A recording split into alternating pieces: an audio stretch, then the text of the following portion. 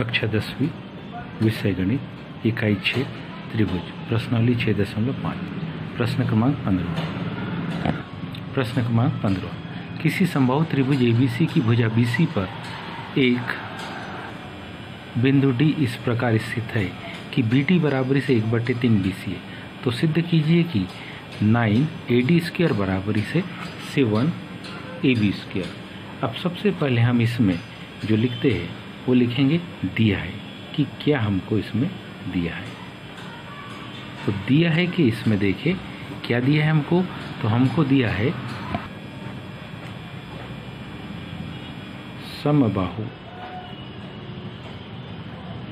त्रिभुज ABC और इसकी भुजा किस पर, BC पर। इसकी भुजा BC पर बिंदु D इस प्रकार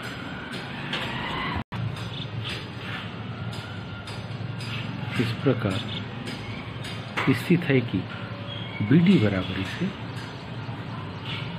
1/3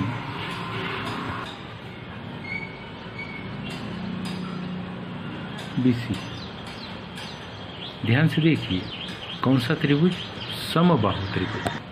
समबाहु त्रिभुज मतलब ऐसी आकृति जिसकी तीनों भुजा कैसी हो, बराबर हो। जितनी AB हो उतनी ही ये बिंदु मान लो A, ये बिंदु मान लो B, ये बिंदु मान लो C। इसकी भुजा BC पर एक बिंदु D इस प्रकार है कि कैसा, BD जो होगी वो किसके, BC का तीसरे हिस्से के बराबर होगी। तो मतलब सीधी सी बात है B के ज़्यादा नज़दीक है ये बिंदु। हम रचना में बनाएंगे क्या कि ये BE लंबवत AC बनाए, इसको हम रचना में लिखेंगे। इसके आधार पर अपने को ये तो दिया था, इसके आधार पर अपने को क्या करना है, सिद्ध करना है। इसके आधार पर हमको सिद्ध करना है। क्या सिद्ध करना है कि 9AD² 9AD² equal to 7AB²। इसी में हम रचना लिखेंगे। इसमें हमको एक रचना करनी है जो हम कर चुके हैं। क्या, AE लंब BC खींचा,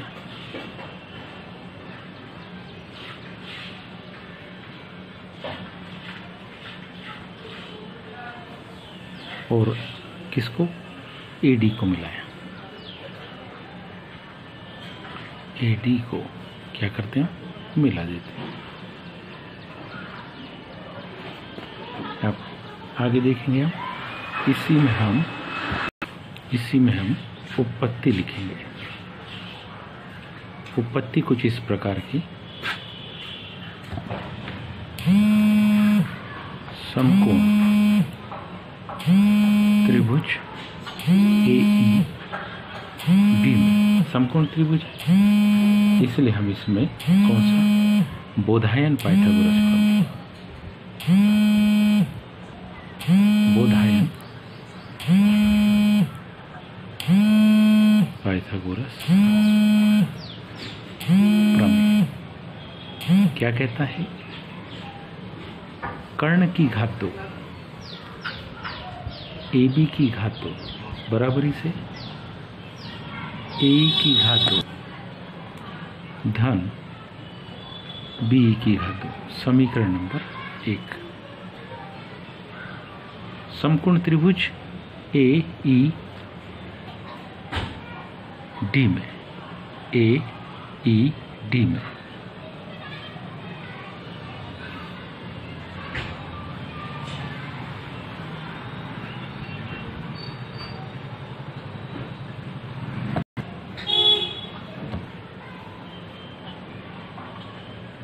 AD की घात 2 बराबर AE की घात 2 धन DE की घात 2।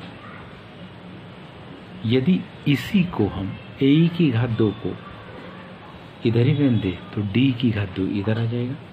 तो यही समीकरण का परिवर्तन कुछ ऐसा हो जाएगा। देखिए ए की घात 2 मान लो इधर है तो डी की घात 2 इससे घट जाएगी। तो क्या हो जाएगा, ए ई की घात 2 बराबरी से ए डी की घात 2 ऋण डी ई की घात 2। समीकरण नंबर 2। समीकरण 1 में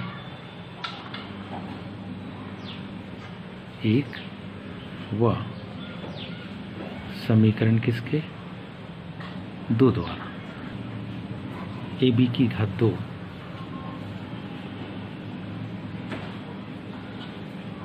बराबरी से ए डी की घात 2 ऋण डी की घात 2। समीकरण नंबर कौन सा 3। अब समकोण त्रिभुज ए डी, 2 समकोण त्रिभुज, समकोण त्रिभुज ए ई बी और त्रिभुज ए ई सी में दोनों को हम समरूप सिद्ध करेंगे। बड़ा आसान है। दोनों में जो कर्ण है क्या कि कर्ण एक में ए ई और दूसरे में, एक में ए बी है और दूसरे में ए बी और ए सी, और दूसरे में कर्ण क्या है ए सी। आकृति को ध्यान से देखें तो एक में कर्ण ए बी है और दूसरे में कर्ण ए सी है। ए ई बी में ए बी, ए ई सी में ए सी, दोनों के कर्ण आपस में बराबर। साथ ही साथ दोनों में ए ई भुजा, ए ई बराबरी से ए ई कौन सी भुजा है, उभयनिष्ठ भुजा है दोनों आकृति में। और इसका सीधा सा मतलब है कि दोनों त्रिभुज, इसलिए त्रिभुज ए ई बी कैसा होगा, समरूप सर्वांश। ये कैसा होगा, सर्वांश। त्रिभुज ए ई सी के क्यों सर्वांशम होगा, क्योंकि हम जानते हैं दोनों में दोनों तरफ यहाँ कितने अंश का कोण बन रहा है, 90 अंश का। दोनों समकोण त्रिभुज भी है, दोनों में कर्ण भी बराबर है और दोनों की एक एक भुजा भी बराबर है। इसलिए कौन से प्रमेय से, ये जो प्रमेय है किससे, समकोण कर्ण भुजा, समकोण कर्ण भुजा सर्वांग समता प्रमेय से दोनों सर्वांग सम होंगे। इसलिए जितनी बी से ई की दूरी होगी उतनी ही सी से ई की दूरी होगी, कारण सर्वांग सम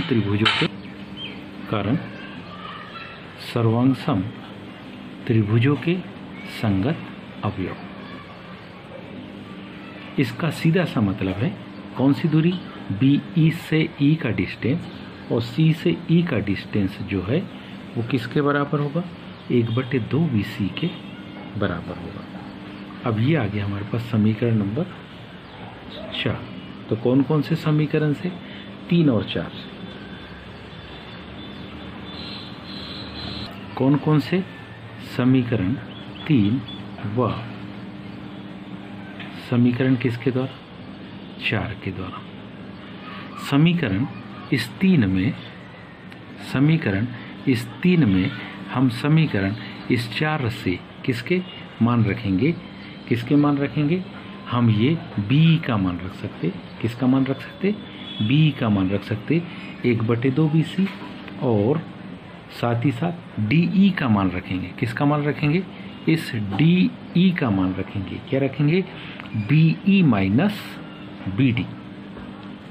तो ध्यान से देखिए यहाँ मान क्या आएगा, तो इसका बायां पक्ष था हमारे पास ए बी की घात 2 बराबरी से ए डी की घात 2 ऋण डी ई की घात 2 धन 1/2 BC और इस पूरे की घात 2। इसको आगे चालू करेंगे तो हम डी को चेंज करेंगे। तो क्या लिखेंगे, देखिए हमारे पास है ए बी की घात 2 बराबरी से ए डी की घात 2 ऋण B E minus B D पूरे की घात कितनी 2 धन बी सी की घात 2 बटे कितना 4। जब हम इसका हल करेंगे तो एक्स ऋण वाई पूरे की घात 2 से इसका विस्तार क्या मान आएगा, ए बी की घात 2 बराबरी से ए डी की घात 2 ऋण ये क्या आएगा बी ई की घात 2 धन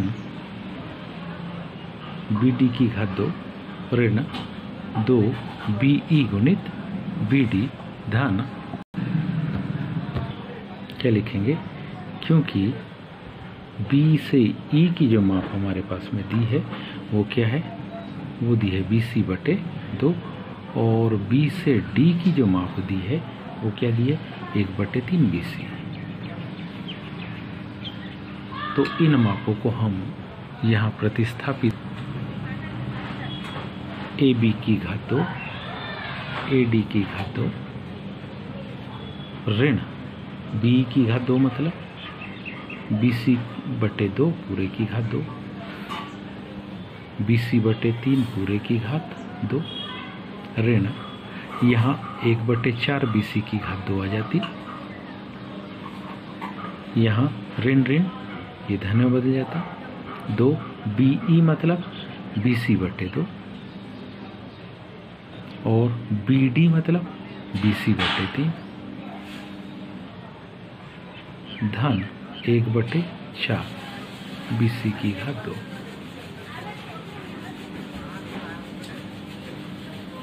ए बी की घात 2 बराबरी से ए डी की घात 2 ऋण बी सी की घात 2/4 ऋण बी सी की घात 2/9 2 से 2 कट गया बी सी स्क्वायर बटे 3 धन 1/4 बी सी की घात 2। अब ध्यान से देखें तो इससे ये पद तो घट गया, अब जो बचे उनको हल करने पर आप पाएंगे ए डी की घात 2 3 तिया 9 3 में से 1 घटाएंगे तो ये माना जाएगा क्या 2/9 बी सी की घात कितनी 2। क्योंकि त्रिभुज ए बी सी कौन सा त्रिभुज है समबाहु, इसका मतलब है जितनी बी सी भुजा होगी उतनी तो ए डी भी होगी और उतनी ही तो ए बी भी होगी। तो मतलब बी सी बराबरी से किसके बराबरी से बी सी बराबरी से हम ए बी को लिख सकते हैं, क्योंकि ये तीनों भुजा आपस में कैसी होती है, तीनों भुजा आपस में कैसी होगी बराबर होगी। तो इसकी जगह पर हम ए बी लिखेंगे और उसको बाईं तरफ पक्षांतर कर देंगे तो क्या हो जाएगा ए बी की घात 2 ऋण 2/9 इसको ले आए तो ए बी की घात 2 और ये हो जाएगा क्या बराबरी से ए डी की घात 2। अब ध्यान से देखें तो जब हम इसको सॉल्व करेंगे तो यह आ जाएगा 7/9 और A B square 7/9 A B square बराबरी से ए डी स्क्वायर 9 को इधर भेज देंगे तो माना जाएगा 7 ए बी की घात 2 बराबरी से 9 ए डी की घात 2। ये सिद्ध हुआ। उम्मीद है आप सभी को ये समझ में आया होगा। आज के लिए इतने, शेष कल, धन्यवाद।